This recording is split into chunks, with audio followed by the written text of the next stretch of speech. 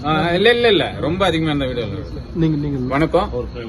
இப்போ வந்துட்டு நம்ம கிட்ட வந்துட்டு தமிழக விவசாயிகள் பாதுகாப்பு சங்கத்திலிருந்து நம்ம அண்ணா அவங்க வந்திருக்காங்க. மேற்கு மாவட்ட செயலாளர் வந்துட்டு அவருக்கு கருத்துக்கள் வந்துட்டு சொல்றாரு, கேட்கலாம் வாங்க. சார், நாங்க வந்திருக்கிறது எல்லாமே தமிழக விவசாய பாதுகாப்பு சங்கத்தின் சார்பாக நாங்க வந்திருக்கிறோம். என் பேர் பி.கே. கணேஷ் ரெட்டி, தமிழக விவசாயிகள் பாதுகாப்பு சங்கம் கிருஷ்ணகிரி மேற்கு மாவட்ட செயலாளர் மற்றும் மாநில தொண்டரணி ஒருங்கிணைப்பாளர். நாம இங்க எதுக்கு வந்திருக்கிறீங்கன்னா, அடுத்த 11ஆம் தேதி நம்ம மாண்புமிகு முன்னாள் முதலமைச்சர் மற்றும் அஇஅதிமுக தலைவர் இங்க வந்திருக்கிறார்கள், வருவார்கள். அதுக்கு நாங்க நம்ம ஏரியாவில் இருக்கக்கூடிய ஒரு 10 கோரிக்கைகள் மனு மூலமா அவர் கொடுக்கலாம் அப்படின்னு சொல்லி நாங்க வந்திருக்கிறோம். இது முதல் முறையாக ஒசூர்ல இருக்கக்கூடிய கெலவரப்பள்ளி ஆணையில அந்த டேம்ல இருக்கக்கூடிய தண்ணி சுத்தம் செய்து ஓசூர் தாலுகா, தேன்கனிக்கோட்டை தாலுகா, சூளகிரி, வேப்பனஹள்ளி பகுதியில் இருக்கக்கூடிய அனைத்து விளைநிலங்களுக்கு பாசன திட்டமாக நம்ம தமிழக அரசு கொண்டு வரணும் அப்படின்னு சொல்லி ஒரு கோரிக்கை நாங்க வச்சிருக்கிறோங்க. இரண்டாவது கோரிக்கை கிருஷ்ணகிரி மாவட்டத்திலே 350 கிலோமீட்டர் காடு இருக்கு. இந்த காடுல முழுக்க யானைகளால் பயிர்கள் சேதாரம் அதிகமாவது, பூமலர்கள், காய்கறிகள், உலகத்திலேயே புகழ்பெற்ற ஒரு கிளைமேட் அப்படின்னு சொன்னா நம்ம ஒசூர் தேங்கனிக்கோட்டை தான்.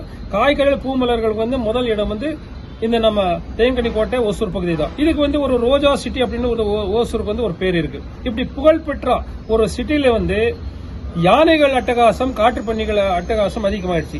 இந்த 350 கிலோமீட்டர் முழுக்க இரும்பு ரோப் வேலி அமைத்து கொடுக்கணும். அல்லது இந்த யானைகளால் உயிர் சேதாரமாச்சுன்னா விவசாயிக்கு 25 லட்சம் ரூபாய் இழப்பீடா கொடுக்கணும்.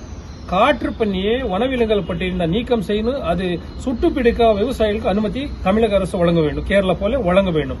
மூணாவது நாங்க என்ன சொல்றீங்கன்னா, இனிமேல் இந்த ஓசூருக்கு கிருஷ்ணகிரி மாவட்டத்தில் எந்த விதமான தொழிற்பேட்டை வரக்கூடாது.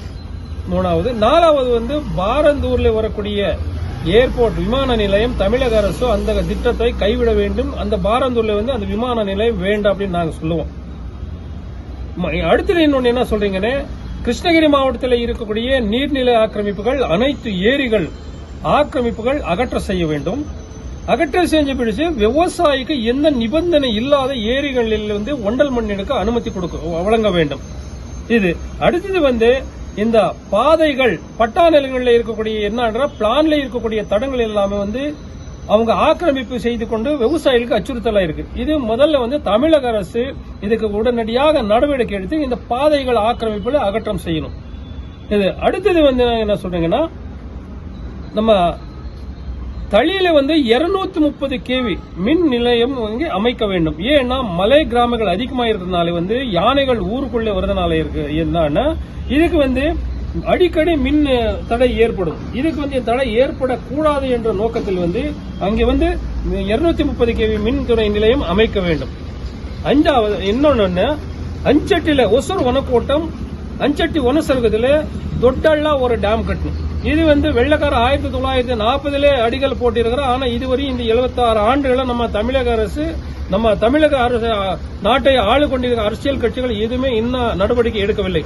இது அந்த டேம் கட்டினா தேன்கனிக்கோட்டை பகுதிக்கு, அஞ்சட்டி பகுதிக்கு, அஞ்சட்டில ஒரு 8000 பேர் இருக்காங்க. தேன்கனிக்கோட்டையில கிட்ட 80,000 விவசாயிகள் குடும்பங்கள் வாழ்வாதாரம் அந்த டேம் கட்டினா இது நல்லா இருக்கும் அப்படின்னு சொல்லி நாங்க சொல்லுவோம். இது இல்லாத பல வகையான சலுகைகள் அரசாங்கம் வாயில சொல்லுதே தவிர, பேப்பர் மூலமா அது பேப்பர் மாதிரி நிக்குதே தவிர எந்த பயன்பாட்டுக்கும் இன்னும் வரவில்லை. இப்போதைக்கு டிசம்பர்ல இருந்து இதுவரையும் விவசாயிகளுக்கு 3A1 மின் இணைப்பாகட்டும் எந்த ஒரு மின் இணைப்பு இன்னும் வழங்கவில்லை. ஏன்னா கம்பம் இல்ல, கிராஷர் இல்ல, நெட் இல்ல, போல்ட் இல்ல, ஒயர் வரல அப்படின்னு சொல்றாரு. இந்த மின்சார வாரத்தில் என்ன நடக்குதுன்னா, ஒயருக்கு, நெட்டு, போல்ட்டுக்கு எல்லாமே 3A1 நம்ம வாங்கணும் அப்படின்னு சொன்னா 9,000 ரூபாய் கம்பம் இருக்கு அப்படின்னா எல்லாத்துக்குமே பொருட்களுக்கு சேர்த்து 16,000 ரூபாய் பில் போடுவாரு. ஆனா ஒரு கம்பத்துக்கு கேட்டு நம்ம விவசாய நிலத்தை போடணும் 1 லட்சம் ரூபாய் வரையும் இப்ப இருக்கக்கூடிய நம்ம மின்சார வாரியத்தில் விவசாயிகள் கிட்ட வாங்குறாரு.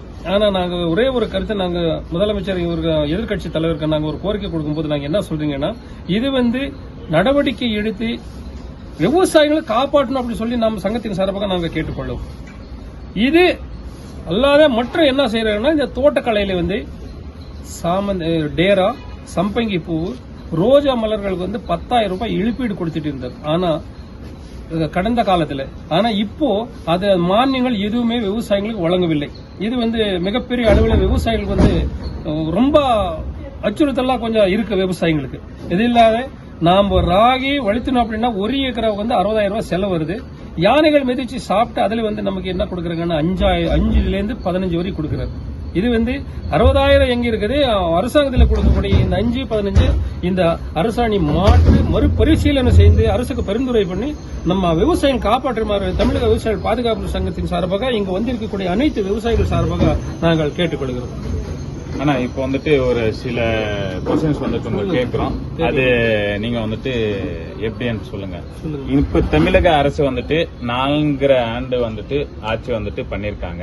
அதுல பாரபட்சமா தமிழக அரசு விவசாயிகளை பாக்குறாங்களா?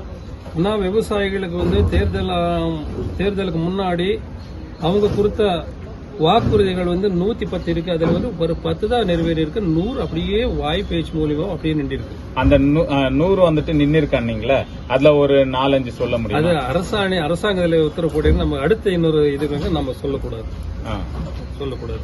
சரி, இப்ப நலத்திட்டங்கள் கொடுத்துட்டே இருக்காங்க விவசாயிகளுக்கு. இப்ப இந்த அரசு நலத்திட்டங்கள் கொடுக்கும்போது எல்லாமே மக்களுக்கு போய் சேருதா இல்ல சேரலையா? மக்களுக்கு சேராம இருக்கிறது அந்த மேலே இருக்கக்கூடிய உயிர் அலுவலர்களுக்கு தெரியும், அல்லது வாங்கி இருக்கக்கூடிய விவசாயிகளுக்கு தெரியும். ஏன்னா விவசாயிகளுக்கு சொல்றாரு இது வழங்கும் வரும் அப்படின்னு. ஆனா வராம நின்று இருக்கு. இதுதான் எப்போ வருமோ எதிர்பார்த்திருப்போம். ஆனா இது வரைக்கும் கரெக்டா போய் சேரல. கரெக்டா விவசாயிகள் எண்ணிக்கையுமே ஒரு 20% தான் சேரும். அடுத்தது 80% எங்கே முறையில போய் எங்க நிக்குதுன்றது யாருக்குமே தெரியாது. இதுல கிருஷ்ணகிரி மாவட்டத்தில் இந்த கால்நடை மருத்துவமனையில மாடுகளுக்கு பல நோய்கள் இருக்கு. இந்த நோய்களை 8 கிலோமீட்டருக்கு ஒரு மருத்துவமனை இருக்கிற அந்த மருத்துவமனையில இருக்கிறாரு. ஆனா அதுல மருத்துவர்கள் இல்ல, டாக்டர்கள். ஊசி போடுறதுக்கு காம்பவுண்டர் வருவாரு, ஏதோ ஊசி போடுவாரு. ஆனா அரசாங்கமே பர்மிஷன் கொடுக்குது இந்த மருந்து கண்டுபிடிக்கிறதுக்கு. ஆனா தனியார் கடையில கிடைக்குது, அரசாங்கத்தில் அந்த மருந்துகள் இல்ல. இதுக்கு தமிழக அரசு ஒரு நடவடிக்கை எடுத்து இந்த விவசாயிகளை மாடு ஆடு கால்நடையை காப்பாற்றணும் அப்படின்னு சொல்லிட்டு நம்ம சங்கத்தின் சார்பாக இன்னொரு கோரிக்கை நாங்க வைக்கிறோம். ஆனா முன்ன நீங்க 2016 இருந்து 21 வரைக்கும் அதிமுக ஆட்சியில எடப்பாடியார் 4 ஆண்டு ஆட்சி பண்ணாரு. இப்ப அதே 4 ஆண்டு திமுக ஸ்டாலின் வந்திருக்காரு. அந்த ஆட்சி நல்லா உங்களுக்கு நல்லதா தெரியுதா? இல்லன்னா இப்ப இருக்கிற 4 ஆண்டு உங்களுக்கு விவசாயிகளுக்கு நல்லதா தெரியுதா? ஐயா, நாம் என்ன சொல்றீங்கன்னா அஇஅதிமுக 2016 10 11 வந்திருக்கு. அதுக்கு அந்த ஆட்சியில் நடந்திருக்கிறது. எதிர்கட்சியில இருக்கும்போது இப்ப ஆளுங்கட்சி சொல்லுது குறைகள், இப்ப ஆளுங்கட்சியில இருக்க எதிர்கட்சி குறைகள் சொல்லுது. இதுல நம்ம விவசாயிகளை நமக்கு என்ன வந்திருக்குது வேண்டிதான் நாங்க பேசுவோம் தவிர எந்த கட்சியில இந்த கட்சி நம்ம அரசியல் பண்றதுக்கு நாங்கெல்லாம் அந்த ரெடி இல்லை. விவசாயிகளுக்கு என்ன சேரும் இதுதான் நாங்க கேட்க போறோம். வேளாண்மை தோட்டக்கலையில் 3 ஆண்டு காலமா ஆத்மா திட்டத்தில் வரக்கூடிய சலுகைகள் எதுவுமே விவசாயிகள் சேரவில்லை. இது மட்டும் நாங்க உறுதியா சொல்லுவோம். ஆனா அதிமுக ஆட்சியில கிடைச்சதா? அப்ப அஇஅதிமுக இருக்கும்போது நாங்க எல்லாம் அந்த காலத்துல போய் நாங்க மானியம் எதுவும் வாங்கவில்லை. கொடுத்தாங்களா? அந்த காலத்துல இருந்து கொடுத்தாரு. சரி, ஓகே, நன்றி.